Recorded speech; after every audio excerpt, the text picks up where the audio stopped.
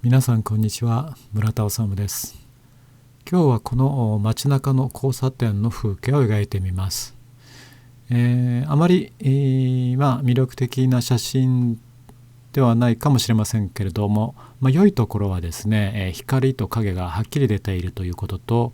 人物がちょっと描きようによっては面白くなるかなと思いますね。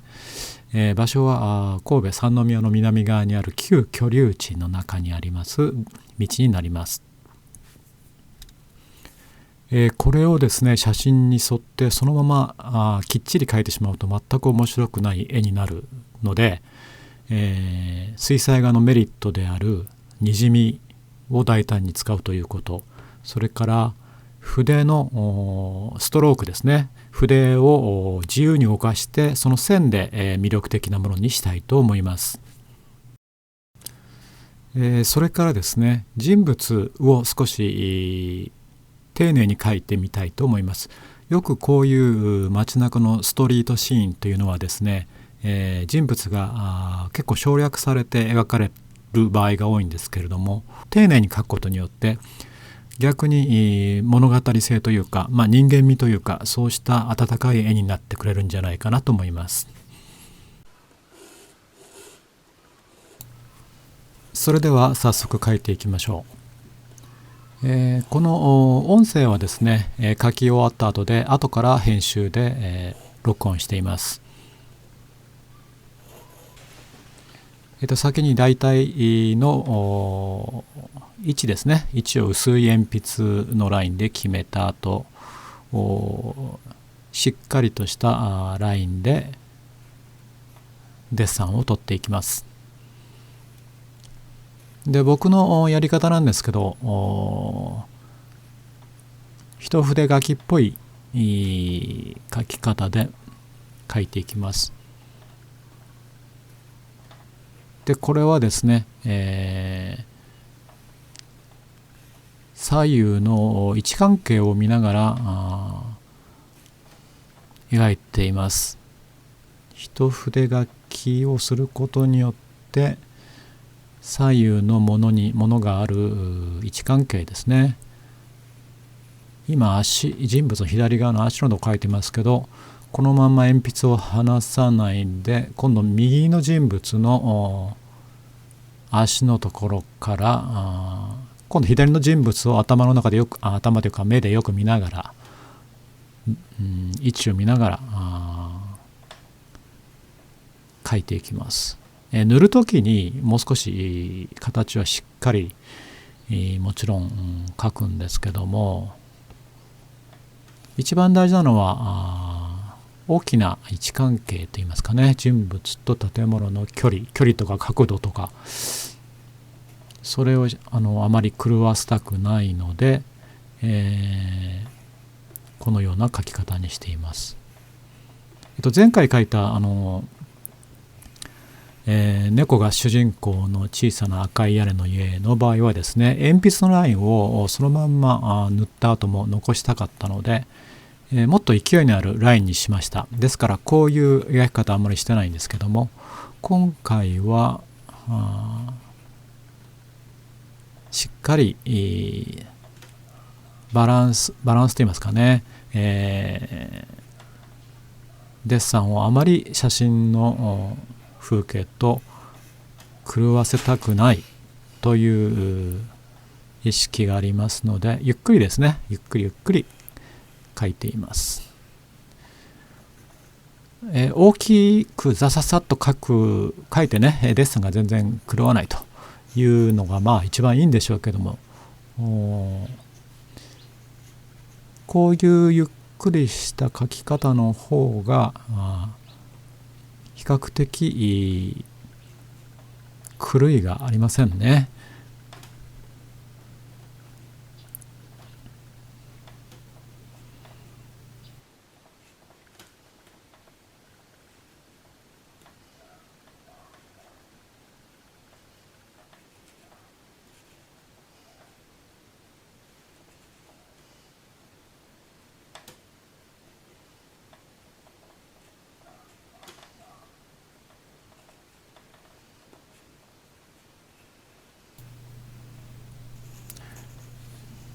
紙のことをちょっと言い忘れましたが、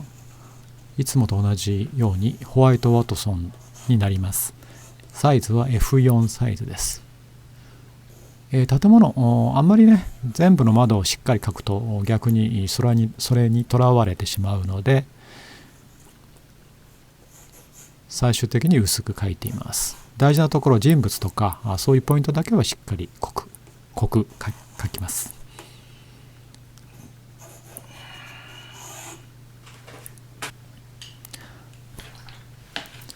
はい、それでは塗っていきましょ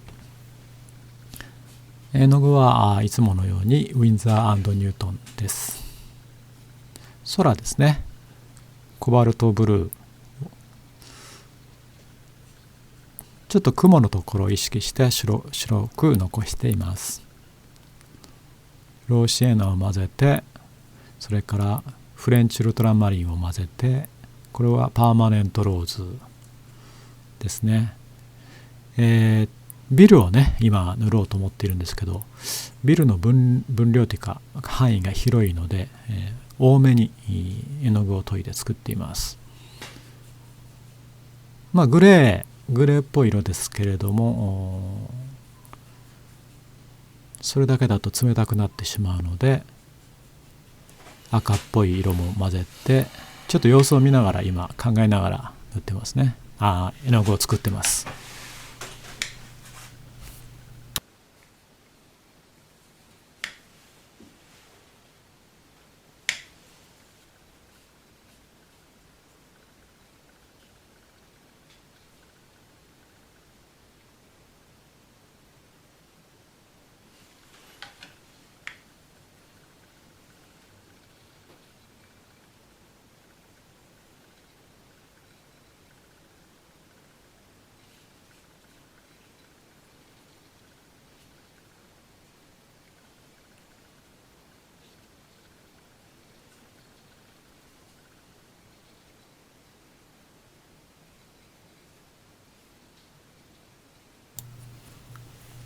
最初の塗りですので、細かいところはもう塗らないで大きく塗ります。あんまりベターと塗ってしまうと面白くないので、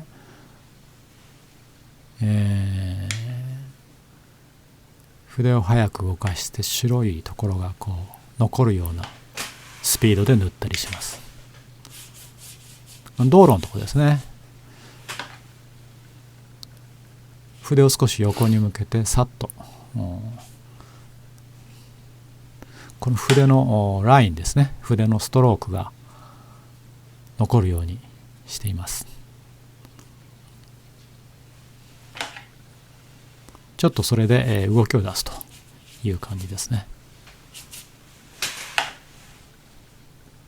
この辺はちょっと水墨画みたいな感じですけれども、右側は少し日が当たっているあったかい感じですから暖色を混ぜました。大きく塗った方がにじみも面白いものになりますので、ちょっと傾けて、水をにじみを上に戻したりします。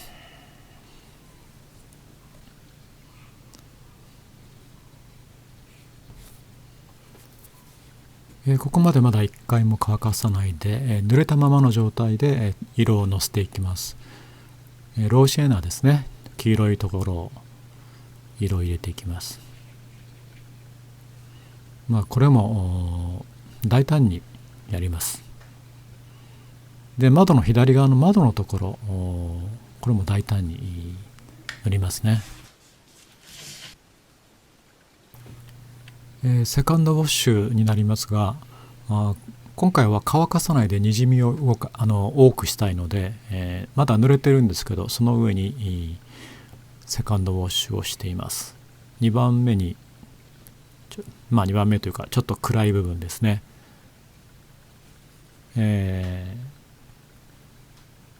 窓なんかもまだも大胆に塗った方がいいと思いますね。で当然、にじみますけどね、少し乾き始めているので、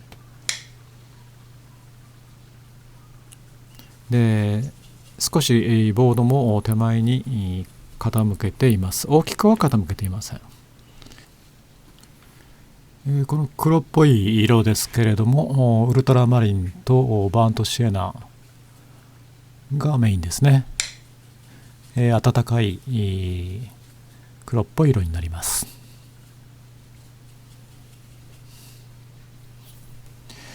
今ちょっと点々っていう感じで塗ってます。まだ濡れていますので、絵の具が筆から紙の方へうまく垂れるようにですね、ちょんちょんっていう形で垂らしているっていう感じですね。この辺は本当資料写真を見ながら暗いところにどんどん絵の具を置いていくという作業になります。人物のところがちょっと明るく残したいので、そこだけ拭き取っています。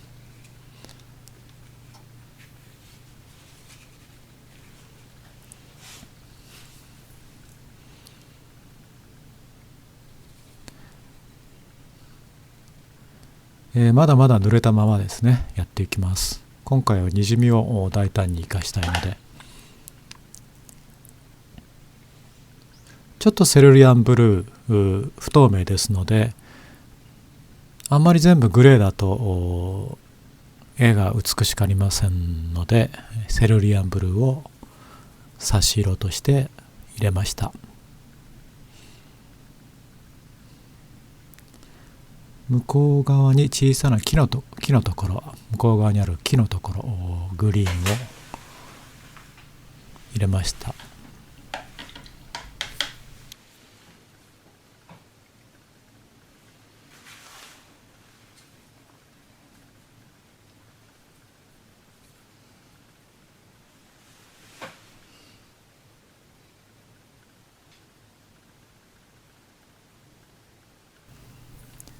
窓っぽいところを筆のストロークで描いてます。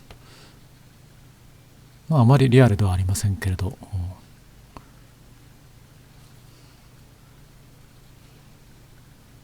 筆先だけ使って細いラインを出しています。この書道用の筆だとですね、こういうことが非常にやりやすいです。水彩画の専用筆ですとちょっと苦手ですね、そういうことは。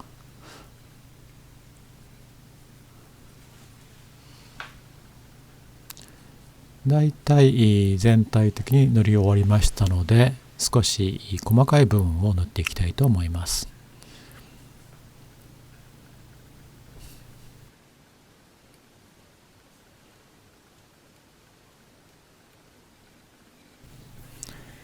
人物の足元のところ、横断歩道のところ、少し明るくしたいので、水を含ませた筆で拭き取っています。絵の具を。綺麗なグラデーションが出ますね。まだ全体濡れたままです。それからこれ爪でビルの柱といいますかラインを描いています。ちょっと面白い形になりますね、爪でやると。でここの一番右側の人物のところ、水の筆で拭き取りました。横断歩道ですね。絵の具が乾いてからポイントをガッシュで今入れてますね。横断歩道の白、それからビルの一番明るいところ、だんだん人物を描いていきます。丁寧にね、手を抜かずにゆっくりと描いていきます。左側の人物の色、実物よりも黄色っぽい色にしています。背景がブルーっぽいので、その補色ですね。それから右側の人、今描いてるところですが、コート白っぽいんですけど、ちょっとピンクっぽい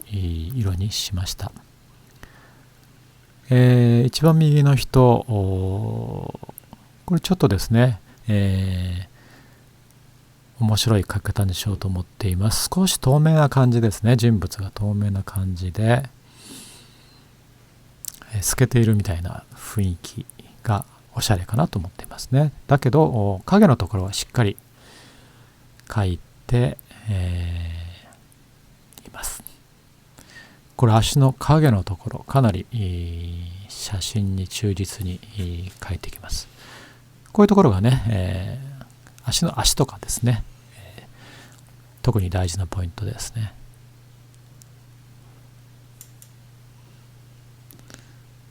それから人物がいるとやっぱり面白いので、向こう側に遠方にいる人物も素早く描くんではなくて、今回はよく写真を見て、丁寧にポーズを描いています。それからちょっと右の手前に車がいますけれども、車も大事ですね。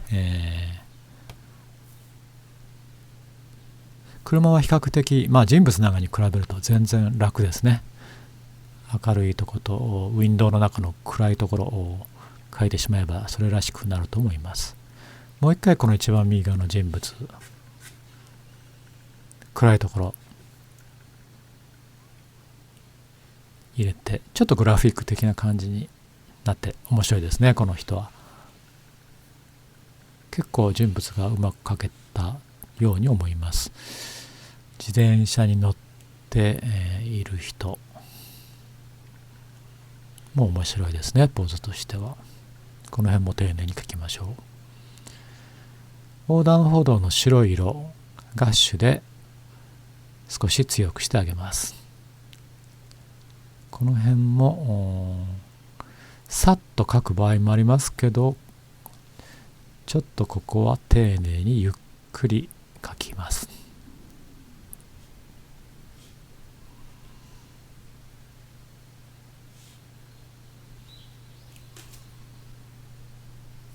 左側に信号があるのですが、ちょうどうまい具合に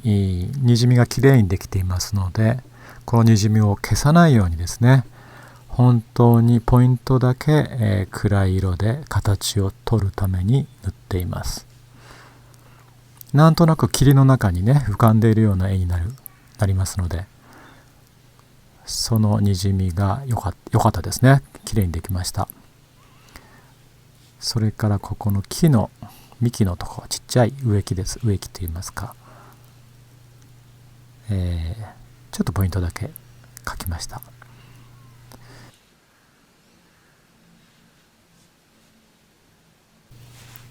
はい、これで仕上がりになります。